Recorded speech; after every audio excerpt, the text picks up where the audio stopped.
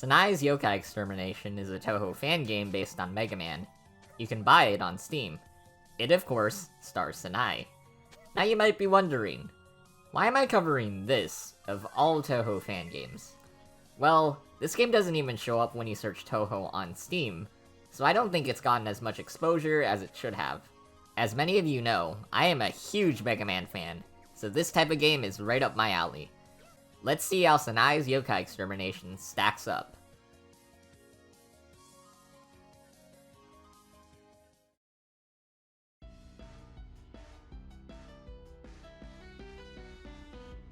Presentation-wise, it's okay. Sanae's sprite is actually quite nice, and the enemies fit the setting of Touhou quite well. The sprite sets are distinct per level, but the game still feels pretty boxy. Which I mean, so does Mega Man, but there's generally more details to make the levels feel more distinct.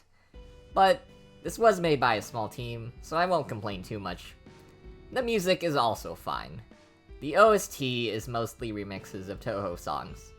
None are bad, and they fit the levels, but I don't really remember any of the songs. But where I do think I would have liked a bit more in presentation is the game's story. Now yeah, it's a Mega Man-styled game. Mega Man Classic isn't known for story, but this game doesn't have the split boss structure. It's a linear adventure through 5 stages. So going from Nistia's Forest to, say, Former Hell feels a bit jarring. The structure kind of jumps all over the place. I don't need an elaborate narrative, but some context for why I'm going to where I'm going would have been nice.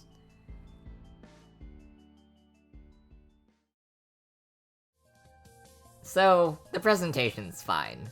But of course, the most important part of a game is usually the gameplay. And yeah, the gameplay is pretty good. A big part of that comes down to Sanae's abilities. Unlike some other Mega Man Touhou fan games I've played, Sanae has a very distinct moveset. And I don't mean like, oh, Base has a double jump and can dash. No, Sanae's moveset is actually much different. She can still jump and shoot, but she also has the ability to infinitely jump. And when you do jump, you leave a small wind bullet beneath your feet that does major damage. This means that there's a great risk and reward system where you try to get close to enemies from above so you can jump just in time. This works especially well in boss fights. And in addition to that, Sanae also has a hover that lets her shoot and move horizontally as she slowly drifts down. What's great is that the level design is built with these abilities in mind. There's a lot of vertical movement, spike reversal, aerial gaps, and more. The last ability Sanae has is also very interesting. If you hold down the shoot button, you get a barrier that can deal damage to enemies when you get close to them, and you can move faster horizontally. The trade-off is, since you're holding the shoot button, you can't shoot anything. I think this has a lot of great potential for speedrunning, where you can try to weave in and out between enemies while also choosing when and when not to shoot. There aren't any special weapons, but honestly, with such good play control, I don't miss them too much. Definitely wouldn't mind to see them in a sequel, though.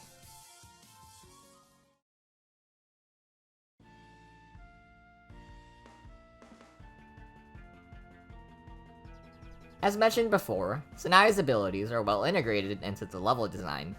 All of Sanae's abilities will be put to the test. Hazards are never too overwhelming, and there's plenty of checkpoints. With all of that, spikes dealing less damage, and infinite lives, the game never feels unfair.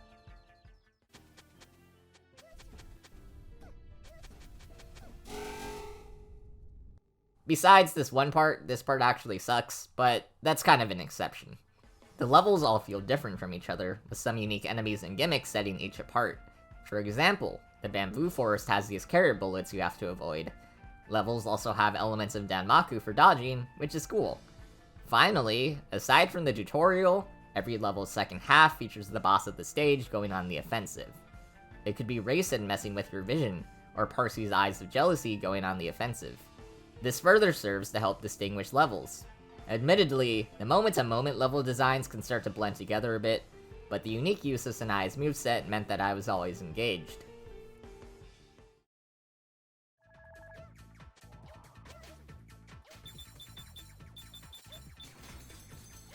Like a lot of Touhou games and fan games, this game shines the brightest during its boss fights. Danmaku is fully embraced for bosses, and each boss has unique attacks and bullet patterns to dodge.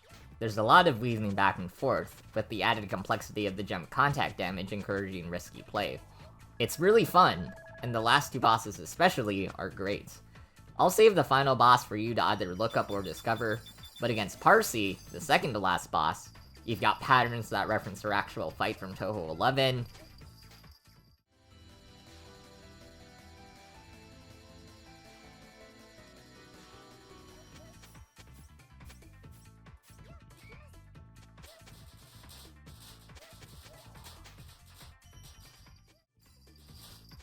a distinct memorable gimmick with her green eyes,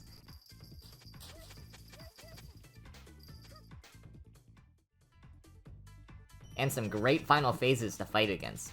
This one took me a while to beat, but it was so much fun to get right. As Parsi's bullets home in on you, you can use the barrier and hover to carefully dash in a rectangle around her, gradually dealing contact damage. It's hard, but so satisfying to pull off.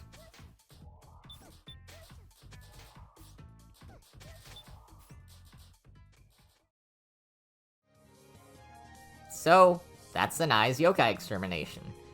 I don't think the game's going to blow your mind or anything, but it's still good. Sanae's unique moveset helps set the game apart from other contemporaries, and the levels and bosses are fun. The game is pretty short, with my final playtime, deaths included, clocking in at around 90 minutes. But for $3, I think that's fine. Plus, the money supports smaller devs. If you like both Mega Man and Touhou, or if you like Sanae, then I think you'll like this game. And if you don't like or haven't played Mega Man, but this game looks interesting, then by all means, give it a shot.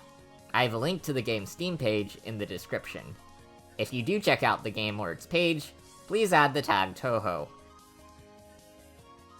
I would love if this game could get more support, as it has been criminally underexposed.